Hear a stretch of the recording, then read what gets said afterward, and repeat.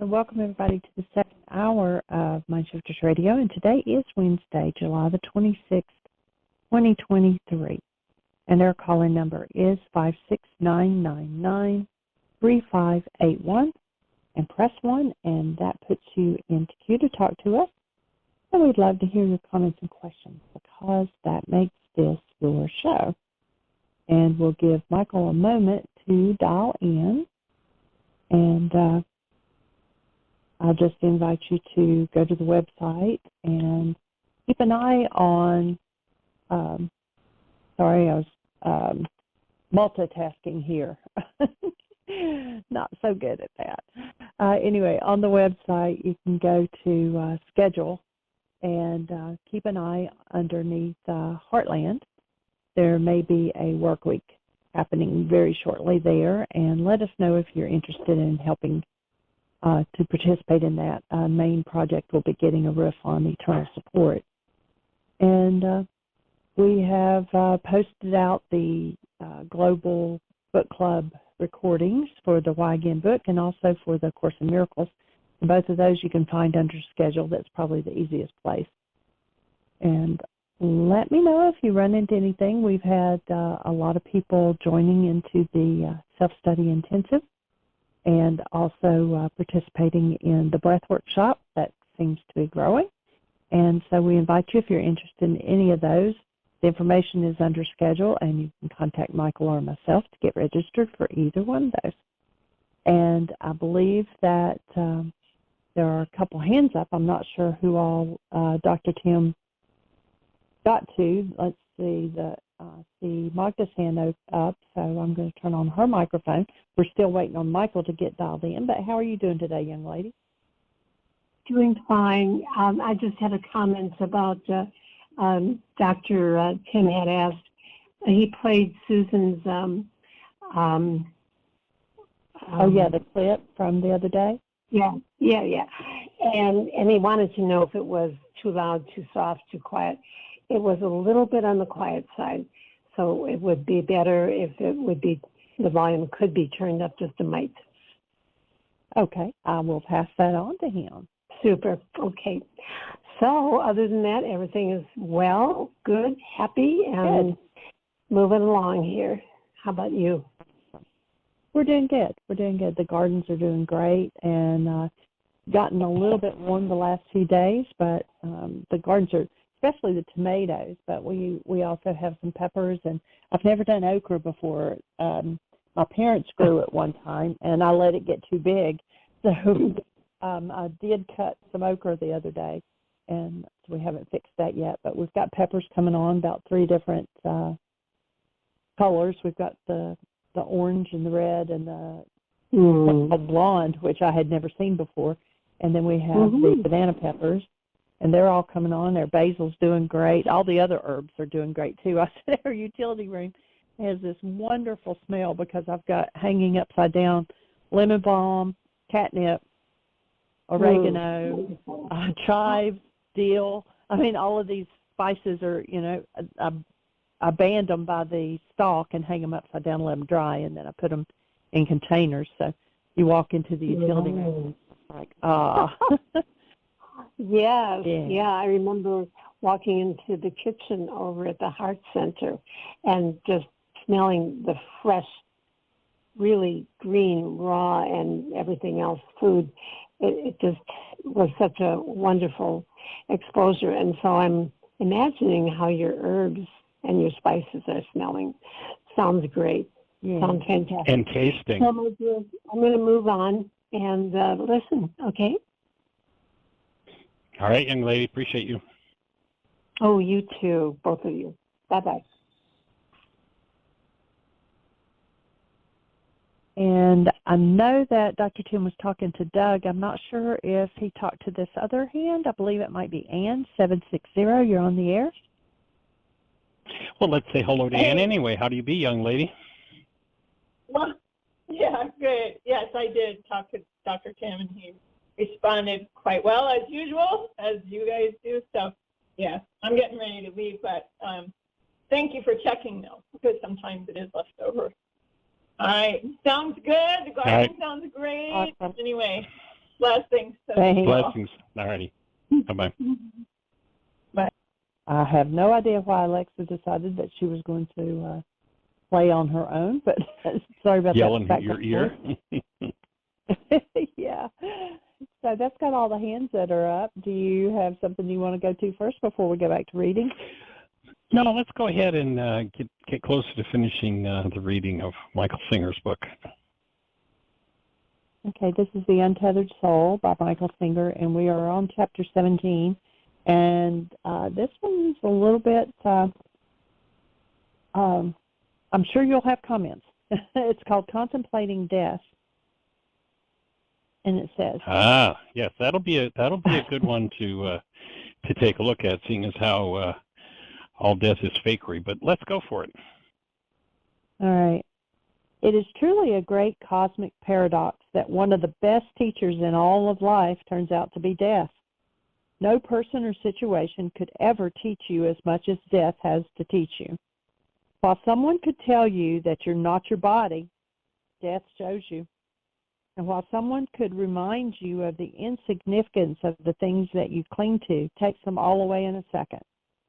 While people can teach you that men and women of all races are equal and that there is no difference between the rich and the poor, death instantly makes us all the same. The question is, are you going to wait until that last moment to let death be your teacher? The mere possibility of death has the power to teach us at any moment. A wise person realizes that at any moment they may breathe out and the breath may not come back in. It could happen any time. Breaker. Go for it. Yeah, before we go forward with this, it's clear that Michael has totally bought into this idea of death, and certainly it's a convincing one on a global scale. We don't have too many examples of people who did something other than death. But before we get into those kinds of suggestions, and one of the things that happens in a lot of teachings, a lot of books, is a lot of really decrepit suggestion. And when you realize, foundation, go to the opening words in the book of John, and it does not say in the beginning was the Word, and the Word became flesh. It says in the beginning was the mind energy, and the mind energy became flesh. If anything is going to kill your flesh, it is only one thing, and that is mind energy. People say, no, I know a guy who got run down by a Mack truck. Yes, and it was his mind energy that killed him. The Mack truck was the vehicle, pun intended. But I guarantee if his mind energy hadn't been in the place where death was acceptable, he wouldn't have been standing on the road in front of the truck. His intuition, his higher faculties would have kicked in and said, there's a Mack truck coming down the road, step aside, and he'd have stepped aside. So let's lay a foundation for a different thought, and I know this is certainly not the popular thinking of the culture, but I'll just introduce it as a possibility and say, well, if I'm right about this, not believing it will kill you. If I'm in error about this, it won't harm you, won't do, it'll just be, oh, well, I bought something that was foolish. So if you go back to the ancient scriptures, which are texts not on theology, but on physics and physiology and psychology and genetics, you hear a very profound statement made. And what it says is, with man, death began. So what they were telling us was that they understood that we made the process up. And I'd offer that the way we made the process up was by instilling within our energy fields energies that did not belong there. If I go back to my physics training, one of the first things we learned is that energy, by definition, is eternal. It can neither be created nor destroyed. Its form can be changed by introducing a different resonant energy into a particular form that changes the expression of that particular form, oftentimes called death. So if we, and then integrate the Aramaic idea of sin here. Sin is an archery term. It's got nothing to do with the Greek malarkey around guilt and fear and all of that stuff, and you're bad and you're evil and Satan's. It's got nothing to do with all that garbage we've been fed by Greek mythology and Greek philosophers. If Yeshua sat in most circles where they're getting that kind of programming today, he'd say that's all Greek to me. He did not think, he did not speak, he did not express Greek ideas or in Greek. He thought, he taught, and expressed the mind energy of Aramaic understanding. So the word sin in Aramaic is an archery term. If you were on the archery range and you fired at the target and you missed the bullseye, the scorekeeper would yell, sin. You're off the mark. That's all the word means. Now, when you look at those ancient teachings, they were talking about physiology, not theology, when they said the wages of sin is death. I can remember being a kid and being told that and thinking, oh, God's going to get me for my sins. That was the kind of garbage theology that I was fed. And it's a lie. It's a fraud. But if we buy it, then we buy into the mind energy that will kill us. And my invitation is, if that makes any sense to you at all, that you make a commitment, that you stand in a space of willingness, and I'll join you in it. It's a space that I've been in for years, and that is that I'm willing to face every piece of mind energy that has ever killed anybody in my bloodline. I'm willing, no matter how traumatic, no matter how painful, no matter how horrific it is, I'm willing to create the space to allow all of that to come up out of my genes into my awareness to be processed out and forgiven, removed from my structure. So if they understood what they were saying, the wages of sin is death, what they were saying is if you put enough energy that's off the mark into a particular piece of tissue, that tissue will be degraded. And the ultimate end of its degradation is death. But it's not necessary to go there. Now, everybody's doing it. You know, those ancient teachings say, there'll come a time when the whole world will be fooled. And yeah, the whole world has been fooled. Virtually everyone's bought this errant theology that death is inevitable and irreversible. Well, if those ancient teachings are right, and with man death began, it's certainly reasonable and sensible and logical. And then if you listen to the purpose of the man Yeshua, he told you why he came. He didn't come to give you dogma or doctrine. He said, very simply, simple, straight, I come to bring you life, life more abundantly. Now I hear that as, I come to support you, forgiving everything in you that could possibly cause death. And maybe, just maybe, if physics is correct, that everything is energy and energy is eternal, maybe we're designed to be eternal. And it's only when we're off the mark and we put energies into our structure. What kind of energy would they be? What energies would those be? Definition I know of human life is go back to not words, not ideas, but go back to the experience of holding a newborn, where human life is pure and untouched, at least as close to that as it can possibly be. And Jeanie and I, having asked the question of tens of thousands of people over the years to describe the essence of a newborn,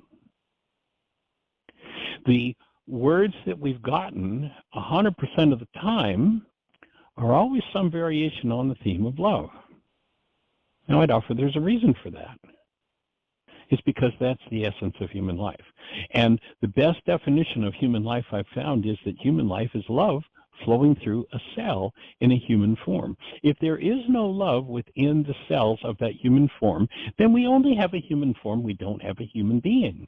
Being is love. So what is it that we would need to be removing from the structure? And the tool of removal is forgiveness. What would that be? What would we have to forgive? My offering would be, if you want to heal death, you have to literally forgive the very capacity of your mind, your emotions, or your physiology to engage in anything unlike love. I'd offer that your job description, if you want to be eternal. You know, what were the energetic patterns that killed father, mother, grandfather, great-grandmother, great-grandfather, on and on and on, back through the generations? and recognize that those are energy patterns that came to you genetically, stored within your system. And some people will say, oh, they're genetic predispositions to disease. Well, I'd offer that they are disease energies, and if we buy them, and if we reinforce them, and if we choose to remain unconscious of them, yes, then ultimately over time, the impact of carrying those energies, it will look like time is the energy, and aging is what caused death. About 40 years ago, I went to a medical conference. There was someone from a place called the DeGrasse Clinic in Cincinnati, Ohio. And talking about research they'd done on aging and death. And the quote was so profoundly impactful to me that I've always remembered it verbatim, and here's what they said. Time is not toxic. Time has no effect on human tissue under any conditions. It is a belief in the effects of time by those who subscribe to such a belief that acts as a poison. Now, if you've bought the age thing, then you're going to have to do some forgiveness work around it. You're going to have to undo it. Well, you know, I'm getting, people ask, like, I'll often get the question with Arya. You know, she's been circling the earth for, next month it'll be 5 years. And people will say, how old is Arya? And I'll say, she isn't. And they'll repeat the question. Well, yeah, but how old is she? She isn't. And people just, at first, just like, can't get that. It's like, no. Everybody's old. Everybody's got an age. Why do we buy that mind energy? Why do we program that whole idea into our structures? You know, Jeanie and I, we heard about a chiropractor here in town that's supposed to be really good. So we decided to go visit her this morning and get an adjustment. And they had just filled out paperwork. And they've got a place for age, birth date. And I wrote eternal. Why would anyone buy into the mind energy of I'm X number of years old? Why would you claim that? Except that you've been brainwashed by the culture to engage in it. Why would anyone ask, with a child that's been circling the earth for almost 5 years, just 5 years, ask how old are they? It's burned right into our languages, which is burned right into our brains. And if you listen to Yeshua, he says the power of life and death is in your words. I'm willing to admit that I may be totally and completely wrong, and we're all designed to die, and we're all going to die, and that's the way it is. I'm willing to admit that that might be the truth. But if what I'm saying is correct, you could put an end to death.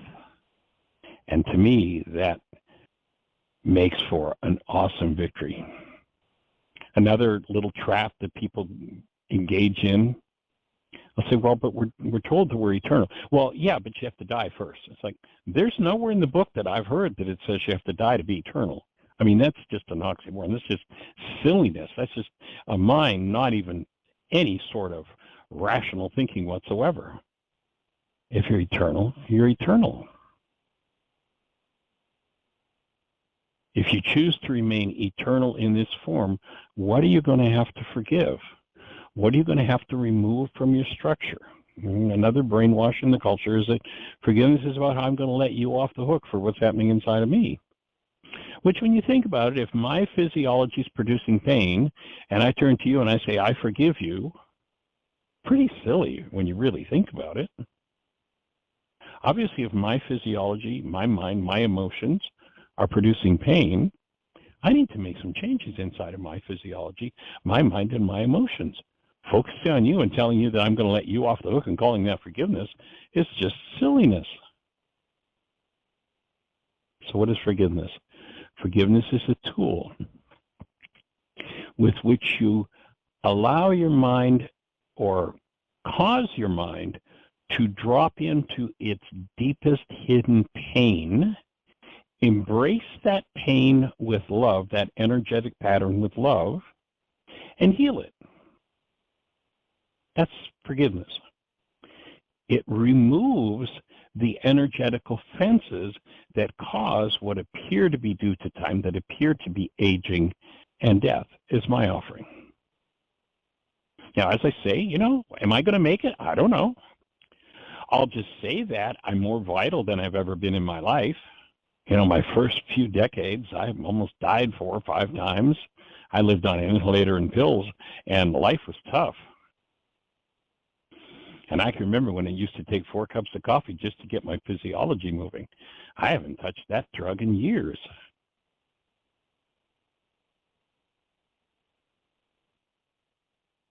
So the question becomes, what have we bought into? And the Greeks did have one really powerful, correct thought that was right on target. And they said, guard the portals of the mind.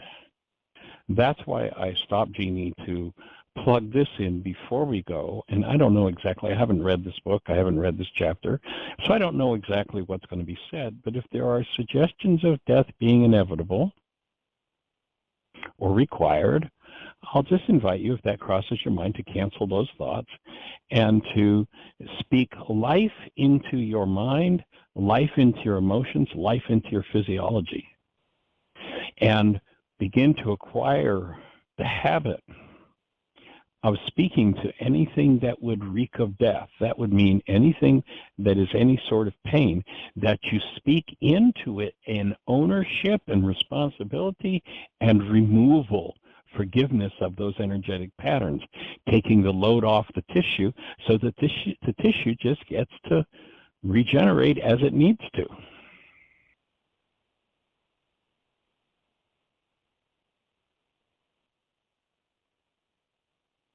And one of the keys in that whole process is to make sure to breathe. So that would be my offering before you move forward, sweetie, and let's go for it. He says it could happen anytime, in any place, and your last breath is gone. You have to learn from this. A wise being completely and totally embraces the reality, the inevitable, and the unpredictability of death. It made me think of, I took a group of young people to a conference one time, and the gentleman who was the keynote speaker was a Jewish man, and he said that in their native language that the name of God was not pronounceable, that it was more like the breath. And then he went on to say, so when you're born, are you alive because you took your first breath or because you first spoke God's name? And if you choose to die, is it because you take your last breath or because you quit speaking God's name? And that just has always stuck with me. That was so powerful because it says that when God created man, he breathed into him the breath of life. So it is actually God's breath that is within us, and every time we breathe, we speak his name. So Michael. And you watch how people inhibit their breaths in not wanting to feel and deal with what it is that they're engaging in their own physiology. And one of the solutions there we call still point breathing. It's a way to utilize the breath to flush out everything that's been held by the holding of the breath and become free of those toxic energies. Go for it, sweetie. So he goes on to say, anytime that you're having trouble with something, think of death. Let's say you're the jealous type and you can't stand anyone being close to your mate. Well, think about what will happen when you're no longer here. Is it really all that romantic that your loved one should live alone with no one to care for them? If you can get past your personal issues, you'll find that you want the person you love to be happy and to have a full and beautiful life. Since that is what you want for them, why are you bothering them now for just talking to someone? It shouldn't take death to challenge you to live at your highest level. Why wait until everything is taken from you before you learn to dig down deep inside yourself to reach your highest potential? A wise person affirms, quote, if with one breath all of this can change, then I want to live at the highest level while I'm alive. I'm going to stop bothering the people that I love. I'm going to live life from the deepest part of my being, unquote. This is the consciousness necessary for deep and meaningful relationships. Look at how callous we get with our loved ones. We take it for granted that they're there and that they'll continue to be there for us. But what if they died? What if you died? What if you knew that this evening would be the last evening you would get to see them? Imagine that an angel comes down and tells you, straighten up your affairs. You will not awaken from your sleep tonight. You're coming to me. Then you know that every person you see that day, you'd be seeing for the last time. How would you feel? How would you interact with them? Would you even bother with the little grudges and complaints that you've been carrying around? How much love could you give the ones that you love, knowing it would be the last time that you would get to be with them? Think about what it would be like if you lived like that every moment with everyone. Your life would be really different. You should contemplate this. Death is not a morbid thought. Death is the greatest teacher of all of life. Take a moment to look at the things you think you need. Look at how much time and energy you put into various activities. Imagine if you knew you were going to die within a week or a month. How would that change things? How would your priorities change? How would your thoughts change? Think honestly about what you would do with your last week. What a wonderful thought to contemplate. And then ponder this question. If that's really what you would do with your last week, what are you doing with the rest of your time? Wasting it? Throwing it away? Treating it like it's not something precious? What are you doing with life? That is what death asks you. Let's say you're living life without the thoughts of death, and the angel of death comes to you and says, come, it's time to go. And you say, but no, you're supposed to give me a warning so that I can decide what I want to do with my last week. I'm supposed to get one more week. Do you know what death would say to you? He'd say, my God, I gave you 52 weeks this past year alone, and look at all the other weeks I've given you. How would you need one more? What did you do with all of those? If asked that, what are you going to say? How will you answer? I wasn't paying attention. I didn't think it mattered. That's a pretty amazing thing to say about your life. Death is a great teacher, but who lives with that level of awareness? It doesn't matter what age you are. At any time you could take a breath and there may not be another one. Cancel that thought. It happens all the time, to babies, to teenagers, to people in midlife, not just to the aged. One breath and they're gone. No one knows when their time will be. And that's not how it works. So why not be bold enough to regularly reflect on how you would live that last week? If you were to ask this question of people who were truly awakened, they wouldn't have any problem answering you. Not a thing would change inside of them. Not a thought would cross their minds. If death were to come in an hour, if death were to come in a week, or if death were to come in a year, they would live exactly the same way as they're living now. There's not a single thing that they carry inside of their hearts that they would rather be doing. In other words, they are living their lives fully and are not making compromises or playing games with themselves. You have to be willing to look at what it would be like if death was staring you in the face. Then you have to come to peace within yourself so that it doesn't make any difference whether it is or not. There's a story of a great yogi who said that every moment in his life he felt as though a sword were suspended above his head by a spider web. He lived his life with the awareness that he was that close to death. You are that close to death. Every time you get in a car, every time you walk across the street, every time you eat something, it could be the last thing you do. Do you realize that what you're doing at any moment is something that someone was doing when they died? He died eating dinner. And let's cancel all of those suggestions. Yes, absolutely. Throw that out. That's energy. That's mind energy. Yep. 2 miles from his home. She died in a plane wreck on a trip to New York. He went to bed and never woke up. At some point, this is how it happens to somebody. No matter what you're doing, you can be sure somebody died that way. Cancel. You must not be afraid to discuss death. Don't get uptight about it. Instead, let this knowledge help you to live every moment of your life fully, because every moment matters. That's what matters when somebody knows they only have a week left to live. You can be certain that they would tell you that the most important week that they ever had was that last week.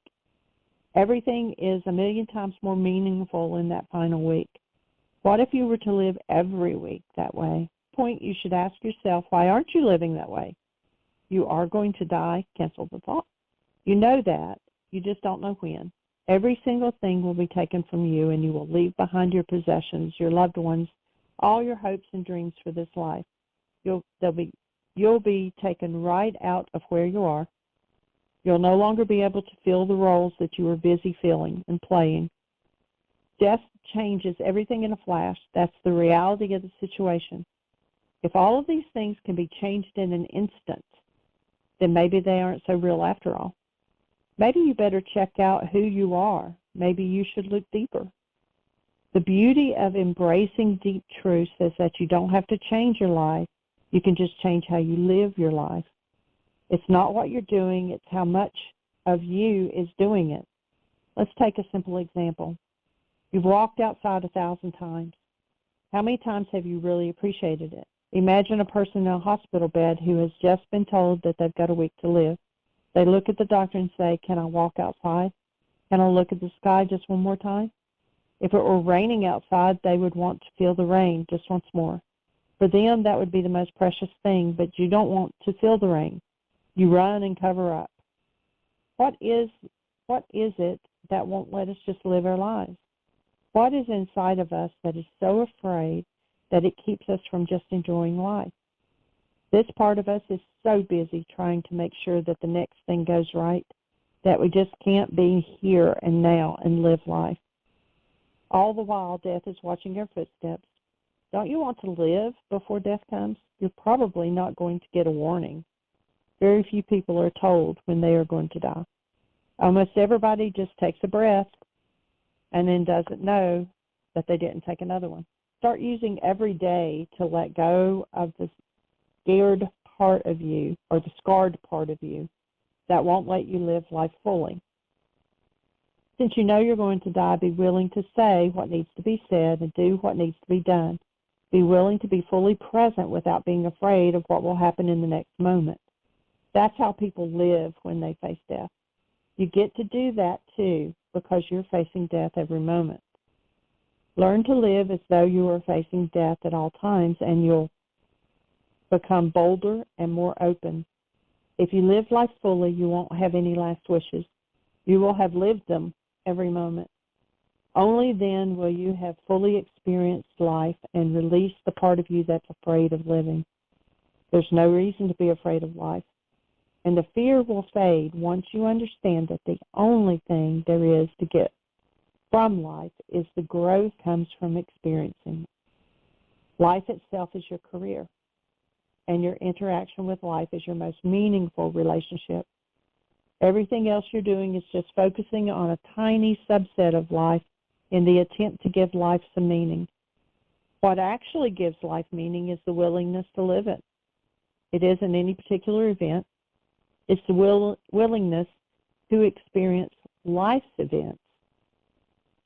What if you knew that the next person you'd see would be the last person you would ever see?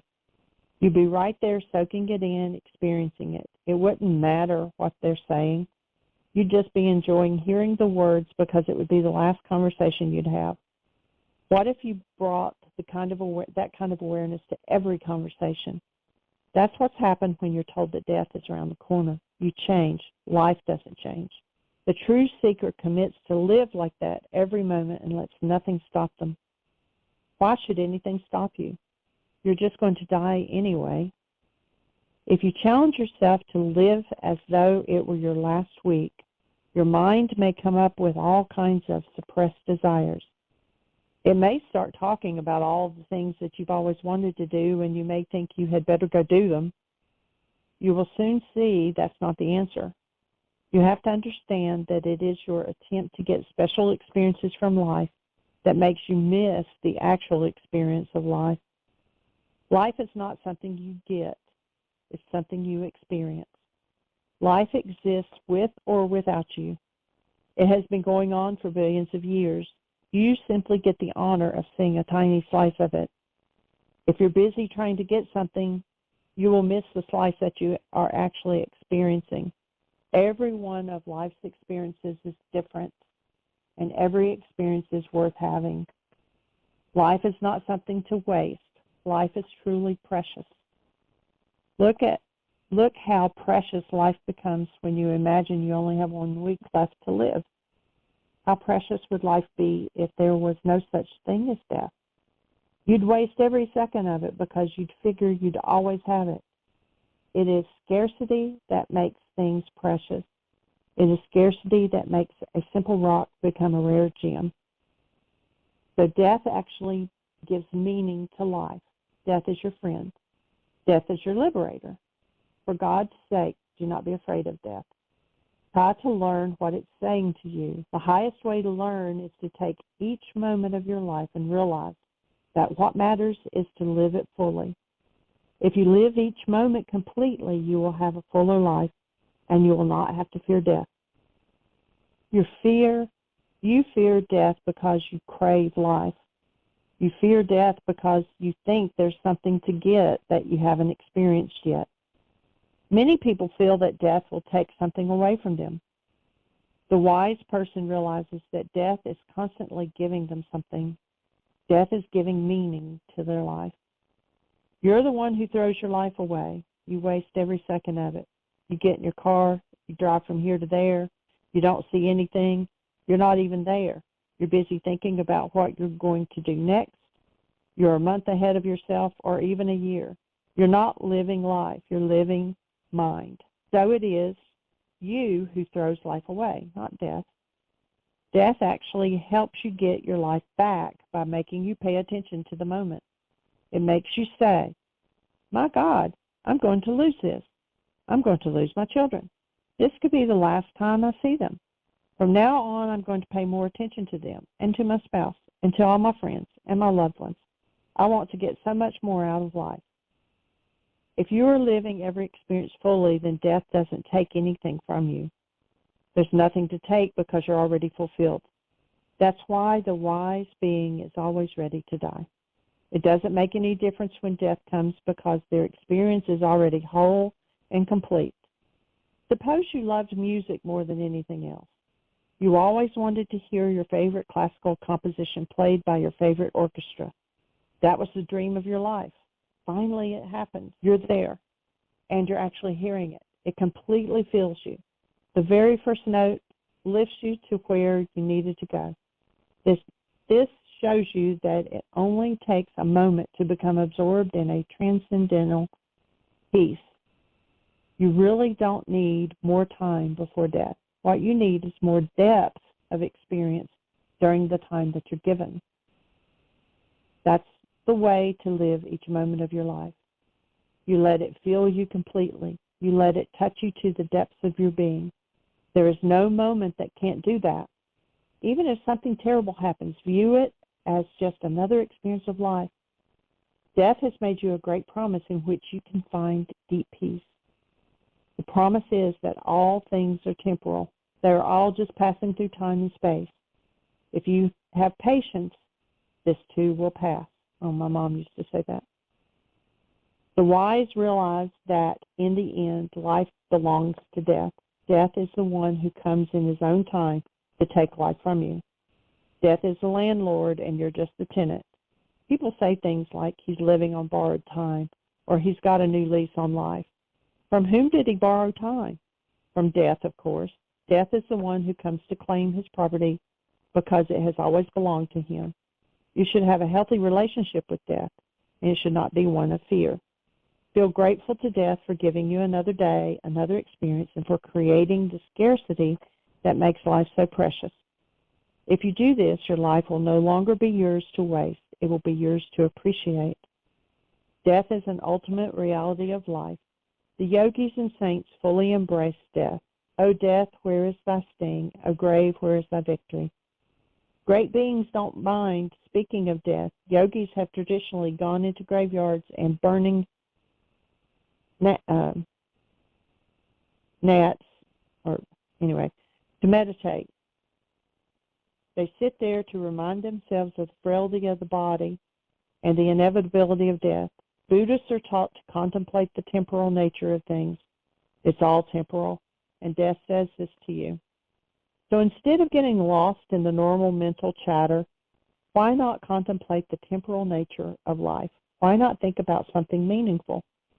Don't be afraid of death. Let it free you. Let it encourage you to experience life fully. But remember, it's not your life. You should be experiencing the life that's happening to you, not the one you wish was happening. Don't waste a moment of life trying to make other things happen. Appreciate the moments you are given. Don't you understand that every moment you're a step closer to death? This is how to live your life. You live it as though you are on the verge of death, because you are. I'm going to throw a thought in there, sweetie. Yes. And my offering at this point would be that what I'm hearing him saying, the words he's using, are part of the brainwash of the culture. And my offering would be everything that he's suggesting you ask of death, you ask of life instead. That you realize that you are the active presence of love. You are not your physiology.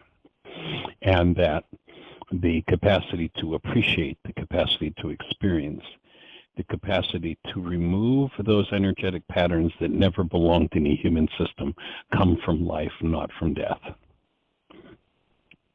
And we can't borrow anything from death, but we can engage fully ourselves as human beings and be fully present at each moment. And that's where the life force comes from that animates this form. When we withdrew the breath, when we began to ignore ourselves as love and to function out of hostility and fear, that's when death began. And it is a creation. It is something that we consent to and create. So I'm going to go against just about everything that Michael's saying in this particular passage. And it's a great contrast because, of course, everybody's going to create their own path. But my offering is going to be go for life, stand in life, acknowledge that your life is eternal. If your physiology isn't, that doesn't change the fact that your life is eternal. But if you keep the life force alive in you, put your focus in the life force being alive, then you will animate your form. And Yeshua will have accomplished his goal of delivering life more abundantly to you. To remove the blocks, as the Course in Miracles speaks about, to the awareness of love's presence. And when we are animated fully by love, and when we notice we're not being animated by love, that we're willing to do the inner work to remove those energetic patterns that ultimately cause death. Because we're the ones that animate the patterns. And so if you're going to animate something, animate life, animate aliveness, animate joy, and forgive everything else. Forgive the very capacity to bring something other than love to an experience, even what the world would call a tragic experience. Do you bring the realities in your mind of genetic, inherited, and environmentally ingrained tragedy to what the world calls tragedy, or do you bring life and conscious awareness to what the world calls tragedy? The person who brings life and conscious awareness to the tragedy is the person they end up calling the hero. That's the hero's journey. And so my invitation would be that you stand in a space of willingness to apply forgiveness to everything in you, literally every energetic vibration that compromises life, that has ever entered into the minds or the hearts or the emotions of anyone in your bloodline, and to be willing to face that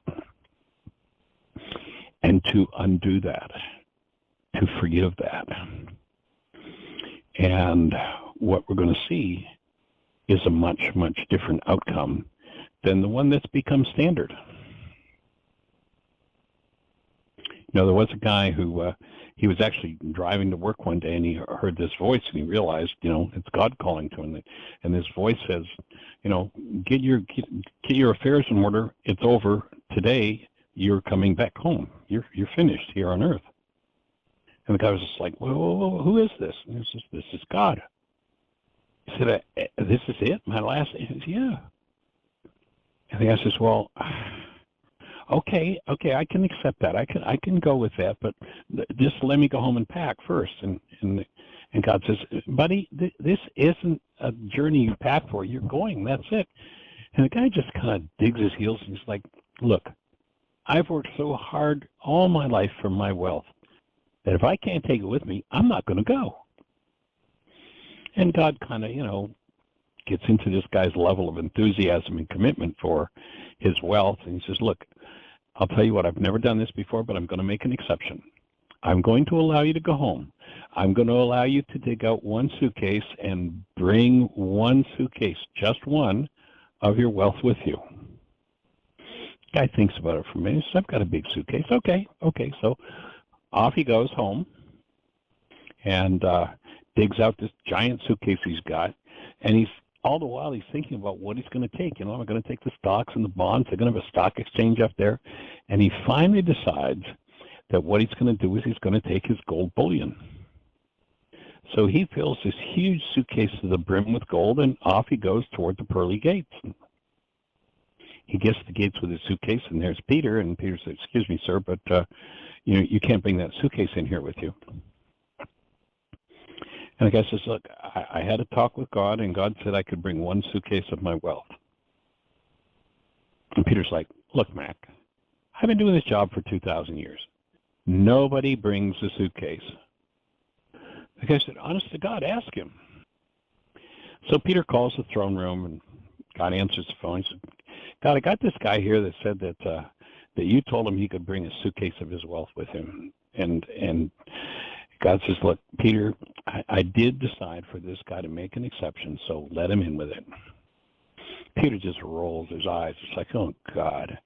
Hangs up the phone, goes to the guy, says, I don't believe it. You got permission to bring that suitcase in with you, so come on in, and what did you bring?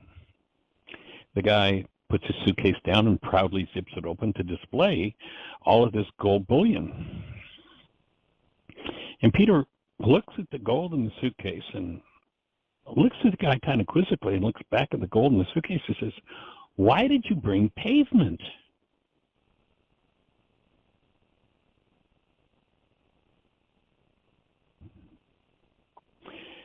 And now I know we don't have microphones where everybody can be, laughing on the show at once, but okay, Jeanie, I give. It's your turn. Yeah, put your value on. Yeah, what do you value? It's the value system of the culture is certainly pretty bizarre when you think about human life.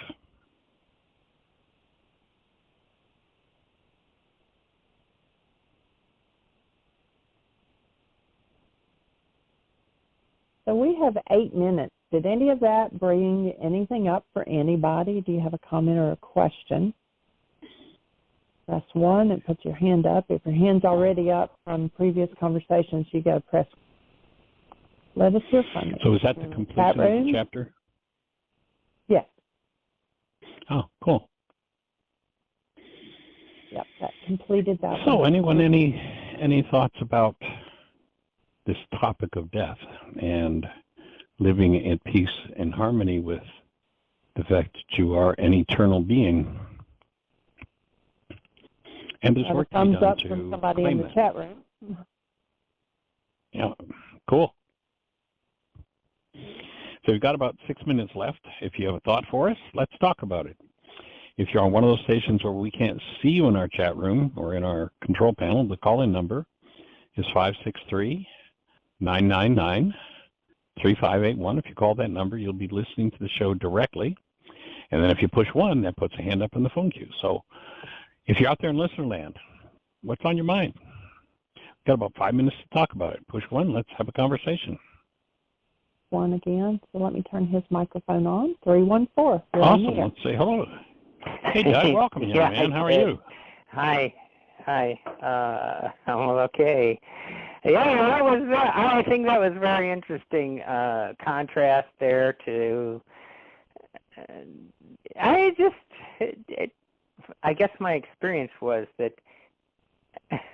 Well, right off, you went in with a good little narration near early on about life, and then we went back into this thinking again, and it was interesting just to see that contrast crystallized in words, and so I appreciated it. It actually got kind of hard listening to that kind of thinking after a while, and yet we so embrace it. It's so often we do, and our culture does, and whatever the outcome is, I can see the point. You can get some value out of, and you're going to learn something, but better to learn to live, I think. So. Thank you for I just wanted to say that those thoughts, I guess. That's the contrast that was illustrated there was rich.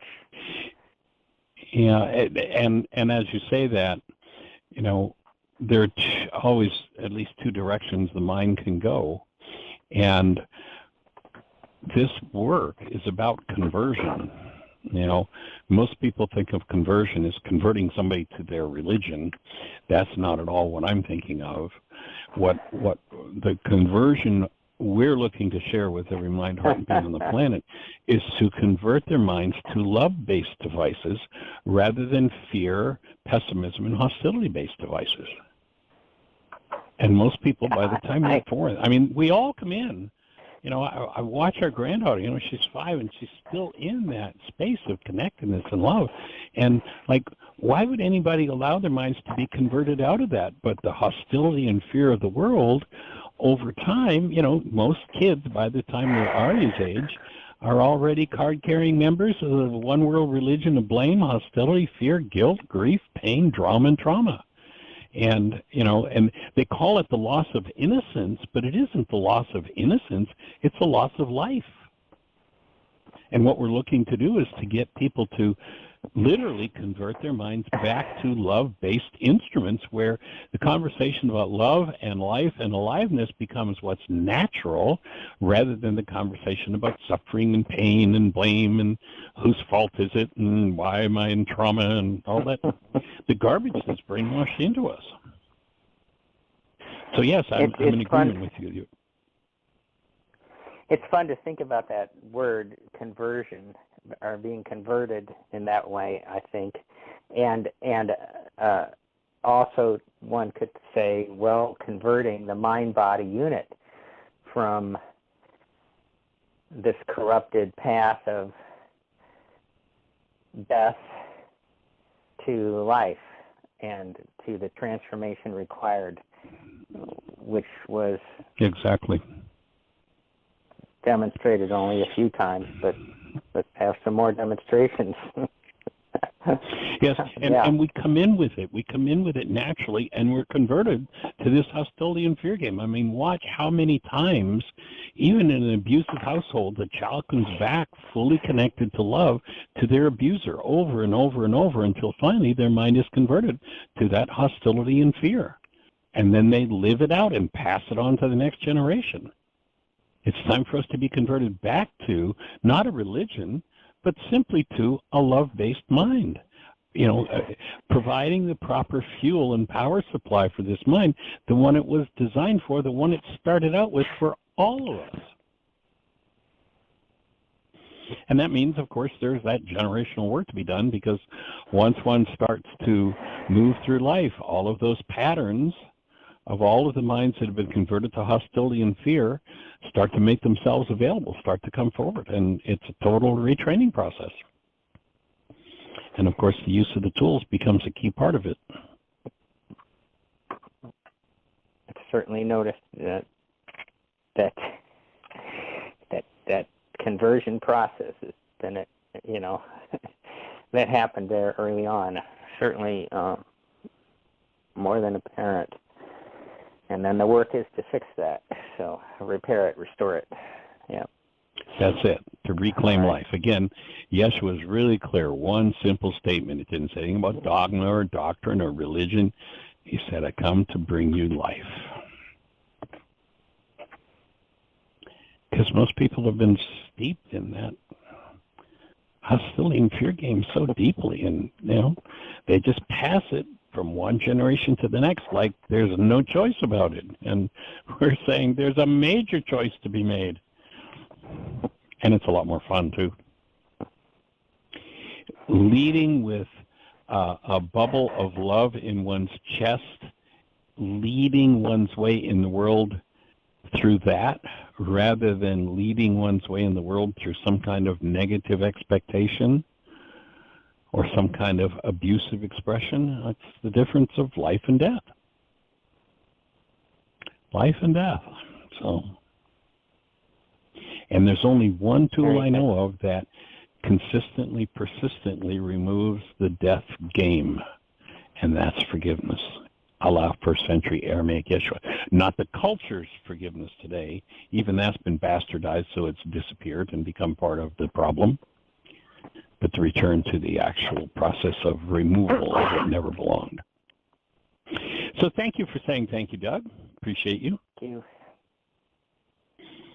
All right, everybody, thanks for joining us. Create the best year yet of your eternal life. It's an awesome gift to give the world, and joining you in doing it. Blessings.